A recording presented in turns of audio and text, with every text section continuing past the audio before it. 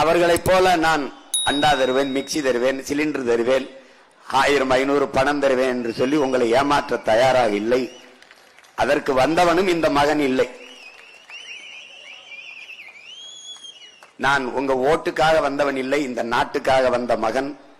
உங்கள் வாக்குக்காக வந்தவன் இல்லை, உங்களின் எதிர்கால வாழ்க்கைக்காக வந்தவன். எனக்கு உங்கள் வாக்கை விட உங்கள் வாழ்க்கை தான் முதன்மையானது.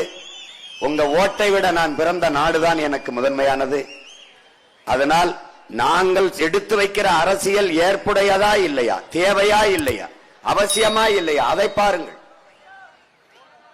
இது அவசியம் என்றால், இதுவெல்லாம் இருந்தால்தான் இந்த நாடும் மக்களும் பாதுகாப்பாக வாழ முடியும் என்கிற புரிதல் உங்களுக்கு வந்தால் எங்கள் கையை பிடித்துக் கொண்டு எங்களுக்கு வலிமை தாருங்கள்.